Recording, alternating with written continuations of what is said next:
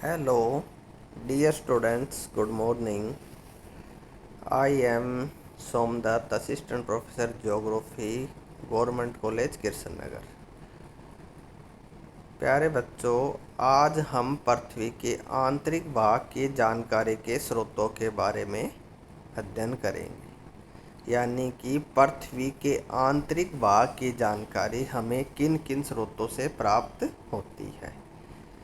यद्यपि पृथ्वी के आंतरिक भाग का अध्ययन भूगोल का विषय न होकर भूविज्ञान का विषय होता है, इसलिए भूविज्ञान के अंतर्गत हम पृथ्वी के आंतरिक भाग का विस्तृत अध्ययन करते हैं। परंतु पृथ्वी की सतह पर पाए जाने वाले स्थल रूपों के निर्माण में पृथ्वी के आंतरिक भाग का योगदान होता है। इसलिए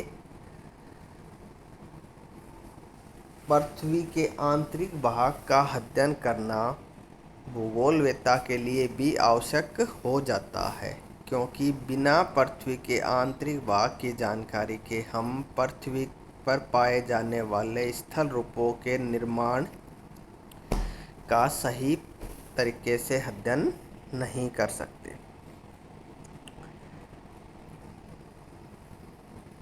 पृथ्वी के आंतरिक भाग की जानकारी देने वाले स्रोतों को हम मुख्यतः 3 भागों में विभाजित करते हैं, जिसके अंतर्गत सर्वप्रथम आता है अप्राकृतिक साधन। अप्राकृतिक साधनों के अंतर्गत पृथ्वी के आंतरिक भाग के घनत्व, दबाव और तापमान का अध्ययन किया जाता है। उसके बाद पृथ्वी की उत्पत्ति से संबंधित दिए गए विभिन्न सिद्धांतों के द्वारा भी हमें पृथ्वी के आंतरिक भाग की जानकारी प्राप्त होती है। पृथ्वी की जानकारी का तीसरा और सबसे महत्वपूर्ण स्रोत है प्राकृतिक साधन, जिसके अंतर्गत ज्वालामुखी उद्गार और भूकंप विज्ञान का अध्ययन किया जाता है। ज्वालामुखी उद्गार से भी हमें पृथ्वी के अधिक गहराई वाले भागों की जानकारी प्राप्त नहीं होती है, क्योंकि ज्वालामुखी उद्गार भी अधिकांश या गहरे से गहरे ज्वालामुखी उद्गार भी 700 किलोमीटर की गहराई तक ही उत्पन्न होते हैं। अतः पृथ्वी की जानकारी का सबसे वैज्ञानिक और सटीक विश्लेषण भूकंप विज्ञान के द्वारा किया जाता है, जिन्हें हम क्रमवाइज पढ़ेंगे। तो सबसे पहले अप्राकृतिक साधनों के बारे में पढ़ते हैं। अप्राकृतिक साधनों में सर्वप्रथम घनत्व का अध्ययन करेंगे।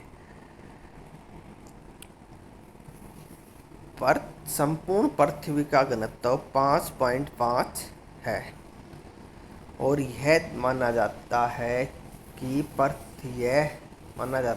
पृथ्वी का ऊपरी भाग, जिसे हम क्रस्ट के नाम से जानते हैं, मुख्यतः परतदार चट्टानों से बना हुआ है, जिसका घनत्व लगभग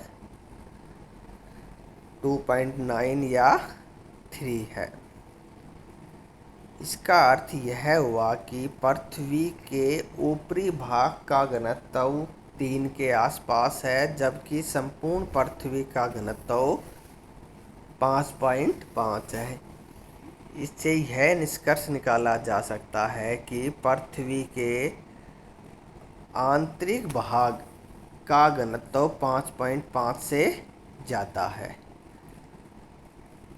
इस प्रकार किए गए कैलकुलेशन के आधार पर यह निष्कर्ष निकाला गया कि पृथ्वी के आंतरिक भाग का घनत्व 11 के आसपास है। पृथ्वी के धरातल से आंतरिक भाग की ओर जाने पर घनत्व में धीरे धीरे वृद्धि होती है। अब प्राकृतिक साधनों के अंतर्गत दूसरा मुख्य विषय टॉपिक है दबाव। यह तो स्पष्ट हो चुका है कि पृथ्वी के बाह्य परत की अपेक्षा आंतरिक भागों का घनत्व अधिक है, परंतु किसी भी चट्टान के अधिक घनत्व के दो कारण हो सकते हैं। पहला कारण दबाव। जब किसी चट्टान के ऊपर दबाव बढ़ाया जाता है तो उसका घनत्व भी बढ़ जाता है।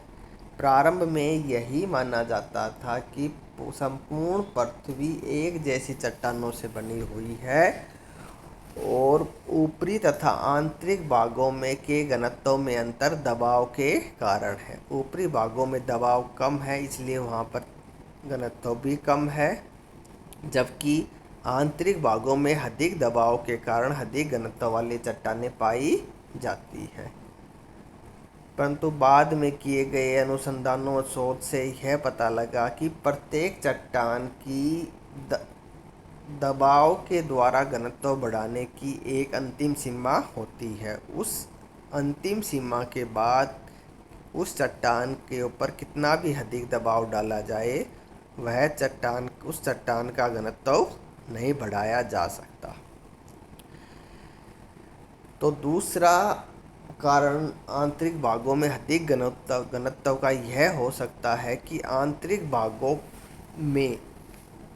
भागों का निर्माण अधिक घनत्व वाली चट्टानों से हुआ है। वर्तमान में यही माना जाता है कि पृथ्वी के आंतरिक भाग का निर्माण बाह्य भाग की अपेक्षा अधिक घनत्व वाली चट्टानों से हुआ है। जहां आंतरिक भाग में कोयला और निफ़ेद जैसी भारी धातुएं पाई जाती हैं, वहीं बाह्य भाग में सिलिका, एल्यूमीनियम, मैग्नीशियम, कैल्शियम जैसी कम घनत्व वाली चट्टानें पाई जाती है। अतः पृथ्वी के आंतरिक भाग का घनत्व का मुख्य कारण भारी पदार्थों का होना है जिनके ऊपर अत्यधिक दबाव पड़ रहा है। प्राकृतिक साधनों के अंतर्गत तीसरा टॉपिक आता है तापमान। यह तो सर्वविदित है कि पृथ्वी के बाह्य भाग से आंतरिक भाग की ओर जाने पर तापमान में धीरे धीरे वृद्धि होती है। यह वृद्धि पृथ्वी की ऊपरी परत में प्रति 100 मीटर पर 2 से 3 डिग्री सेल्सियस तक होती है, यानी कि लगभग 32-33 मीटर गहराई पर 1 डिग्री तापमान बढ़ जाता है। परंतु तापमान वृद्धि की दर पृथ्वी के आंतरिक भाग तक समान नहीं रहती है, बल्कि तापमान में परिवर्तन की दर पृथ्वी के ऊपरी भागों में अधिक तथा निचले भागों में कम होती है। इसका मुख्य कारण यह है कि पृथ्वी के ऊपरी भागों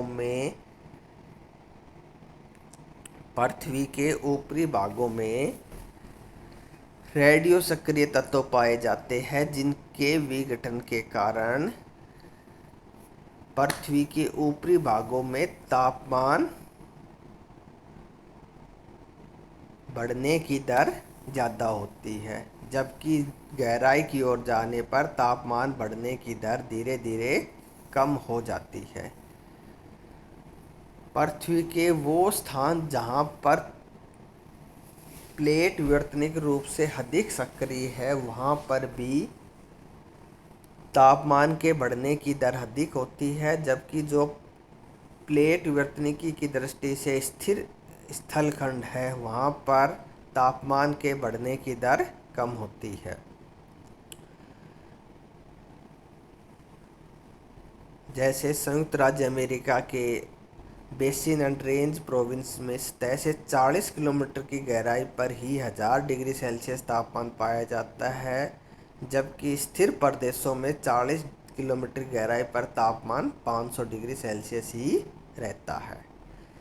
अतः स्पष्ट है कि पृथ्वी के धरातल से आंतरिक भागों की ओर जाने पर तापमान बढ़ता है।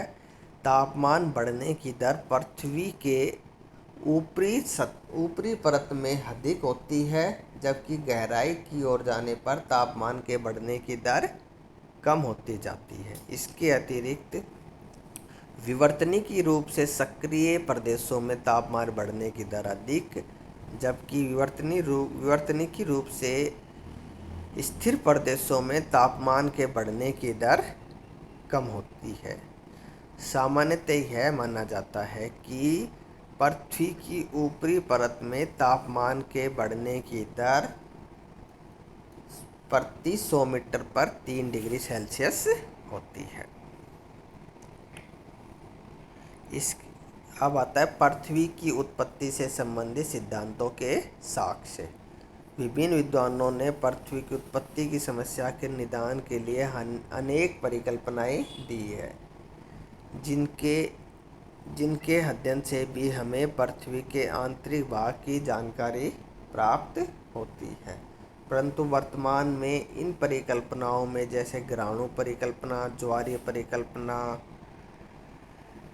न्याहारिका परिकल्पना वर्तमान में मान्य नहीं है। इसलिए इनके अध्ययन से हमें पृथ्वी के आंतरिक भाग की जानकारी के बारे में सटीक जानकारी प्राप्त नहीं होती। वर्तमान समय में पृथ्वी की उत्पत्ति से संबंधित बिग बैंग सिद्धांत सर्वाधिक प्रचलित है या सर्वाधिक मान्य है। इसलिए बिग बैंग सिद्धांत से ही हमें पृथ्वी के आंतरिक भाग की जानकारी की सटीक जानकारी प्राप्त होती है। इसके बाद आता है भूकंप विज्ञान के साक्ष्य। भूकंप विज्ञान वह विज्ञान है जिसमें भूकंपीय तरंगों का सीस्मोग्राफ यंत्र के द्वारा अध्ययन किया जाता है। पृथ्वी की आंतरिक भाग की जानकारी के सभी स्रोतों में भूकंप विज्ञान सबसे सटीक स्रोत है, जिससे हमें पृथ्वी के आंतरिक भाग के विषय में जानकारी प्राप्त होती है।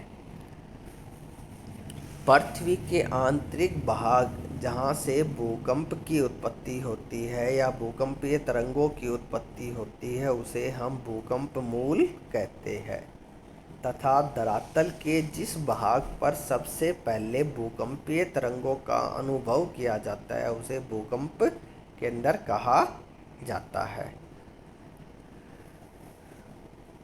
भूकंप की उत्पत्ति के समय भूकंप मूल से 3 प्रकार की लहरें उत्पन्न होती हैं, जिन्हें हम प्राथमिक तरंगे, गौण तरंगे और धरातलीय तरंगे कहते हैं। प्राथमिक या अनुदैर्घ्य तरंगे, जिन्हें हम मुख्यतः प्राइमरी वेव्स के नाम से जानते हैं, ये ध्वनि तरंगों के समान होती है, जिनमें कणों की गति लहर की दिशा के सीध में होती है। भूकंपीय तरंगों में पी तरंगों की गति सबसे अधिक होती है। उसके बाद आता है सेकेंडरी वेव्स या गौण लहरें। ये तरंगें मुख्यतः प्रकाश तरंगों के समान होती है, जिसमें लहर के कणों की गति लहर की दिशा के समकोण पर होती है, इसलिए इन्हें आडी लहरें भी कहा जाता है। एस तरंगों की गति प्राइमरी तरंगों की अपेक्षा कम होती है। जहाँ प्राइमरी तरंगें ठोस, द्रव तथा गैस तीनों माध्यमों से गुजर सकती है, वहीं सेकेंडरी वेव्स केवल ठोस माध्यम से ही गुजर सकती है। तरल माध्यम में ये तरंगें विलुप्त हो जाती है। तीसरी प्रकार की तरंग होती है धरातलीय तरंगे। धरातलीय तरंगों की गति सबसे कम होती है तथा इन लहरों को, क्योंकि ये लहरें केवल धरातलीय भाग पर ही चल सकती है, इसलिए इन लहरों को सबसे अधिक लंबा मार्ग तय करना पड़ता है। अतः भूकंप मूल से भूकंप की उत्पत्ति से भूकंप केंद्र तक भूकंपीय लहरों के पहुंचने के क्रम में सबसे पहले प्राथमिक तरंगें पहुंचती है, क्योंकि उनकी गति सबसे अधिक होती है। जब प्राथमिक तरंगे भूकंप केंद्र पर पहुंचती है तो एक हल्के भूकंप या कमजोर कंपन का अनुभव किया जाता है, जिसे प्राथमिक कंपन कहा जाता है। उसके कुछ समय में 1 या 2 सेकंड के बाद गौण तरंगे धरातल पर पहुंचती है, जिसे कुछ प्रभावशाली यानी कि प्राथमिक कंपन से अधिक कंपन का महसूस होता है, जो द्वितीयक तरंगों के पहुंचने के बाद होता है।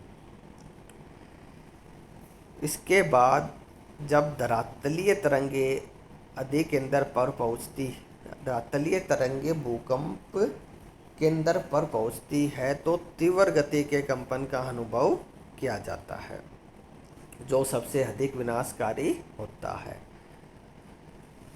इस प्रकार से किसी भी स्थान पर भूकंप केंद्र पर 3 बार कंपन होता है। सर्वप्रथम प्राथमिक तरंगों के द्वारा, उसके बाद सेकेंडरी तरंगों के द्वारा और उसके बाद धरातलीय तरंगों के द्वारा होता है। सबसे कम कंपन प्राथमिक तरंगों के द्वारा और सबसे अधिक कंपन धरातलीय तरंगों के द्वारा होता है। इसलिए धरातलीय तरंगों को विनाशकारी तरंगे भी कहा जाता है, क्योंकि धरातल पर सबसे अधिक विनाश इन्हीं तरंगों के द्वारा होता है।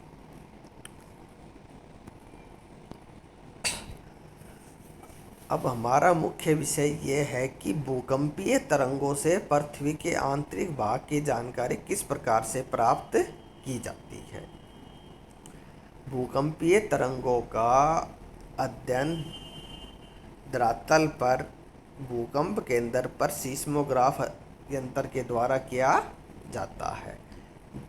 इस यंत्र के द्वारा इन तरंगों की गति और दिशा दोनों का अध्ययन किया जाता है। यदि पृथ्वी आंतरिक भाग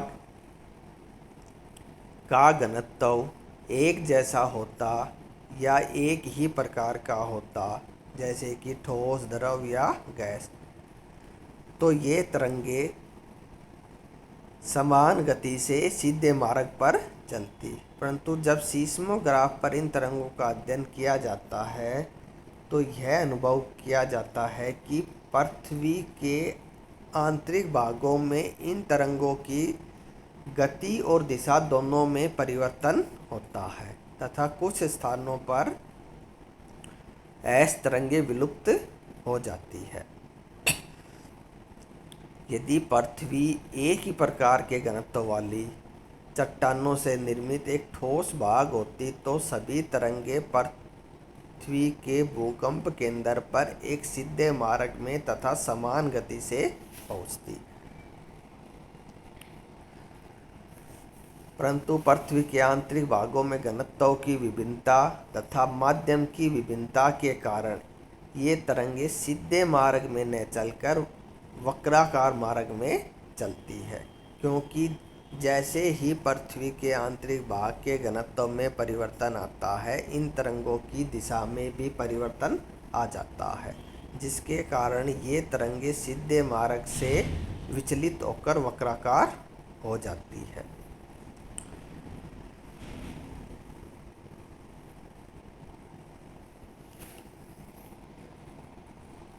सेकेंडरी लहरों का मुख्य स्वभाव यह होता है कि ये केवल ठोस माध्यम से होकर ही प्रवाहित हो सकती है। तरल माध्यम में ये तरंगे विलुप्त हो जाती हैं। 1909 में ओल्डहैम नामक विद्वान ने यह पाया कि भूकंप केंद्र से 120 डिग्री की दूरी पर ऐसी तरंगे विलुप्त हो जाती है,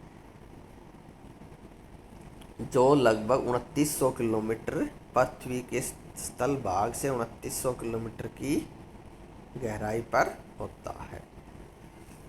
तो यह माना जाता है कि पृथ्वी के सतह से 2900 किलोमीटर की गहराई के चारों ओर एक तरल भाग पाया जाता है, जिसके कारण ऐसी तरंगे उस तरल भाग में प्रवेश नहीं कर पाती है।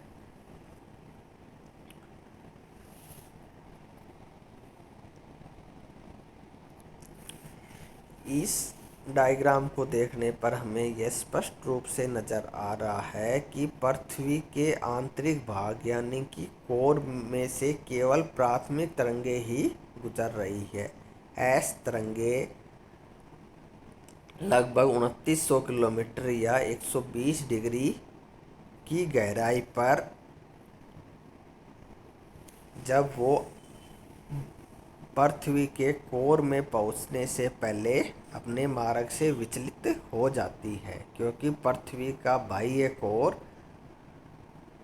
तरल अवस्था में है जिसमें ऐस तरंगें प्रवेश नहीं कर पाती है।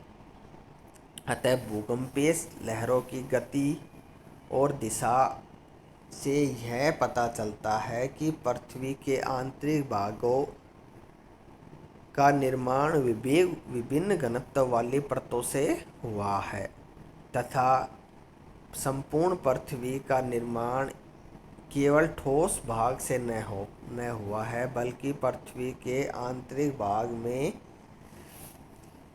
तरल पदार्थ भी पाए जाते हैं जो 2900 किलोमीटर की गहराई पर पाए जाते हैं। इन पृथ्वी के आंतरिक भाग के माध्यम और घनत्व में परिवर्तन का पता हमें प्राथमिक तरंगों द्वितीयक तरंगों से पता चलता है, क्योंकि जैसे ही पृथ्वी के आंतरिक भागों में घनत्व में अंतर आता है, तरंगों की गति और दिशा दोनों परिवर्तित हो जाती है। जैसे ही घनत्व बढ़ता है, पृथ्वी के आंतरिक भाग में चलने वाली या उत्पन्न होने वाली भूकंपीय तरंगों की गति भी बढ़ जाती है। घनत्व में कमी आने पर इन तरंगों की गति भी कम हो जाती है। भूकंपीय तरंगों की गति के आधार पर भूकंपीय लहरों के 3 युग्म बताए गए हैं, जिसमें पहला आता है पी तथा एस तरंगे, जिनकी गति सबसे अधिक होती है। उसके बाद आता है पी जी और एस जी लहरें, जिनकी गति सबसे कम होती है। इन दोनों गतियों के मध्य में चलने वाली मध्यम गति की तरंगें होती है, जिन्हें हम पी स्टार तथा एस स्टार के नाम से जानते हैं। पीजी तथा एसजी लहरों की खोज जेफरीज महोदय ने की थी, जबकि पी स्टार तथा एस स्टार लहरों की खोज कोनार्ड ने की थी। इस प्रकार स्पष्ट है कि पी तथा एस लहरों की गति तीनों युग्मों में सबसे अधिक तथा पीजी तथा एसजी लहरों की गति तीनों युग्मों में सबसे कम पाई जाती है। इस प्रकार हमें पता चला है कि पृथ्वी के आंतरिक भाग की जानकारी का सबसे वैज्ञानिक और सटीक स्रोत भूकंपीय तरंगें ही है, जिससे हमें पृथ्वी के आंतरिक भाग के घनत्व तथा उसके माध्यम के बारे में जानकारी प्राप्त होती है। Thank you.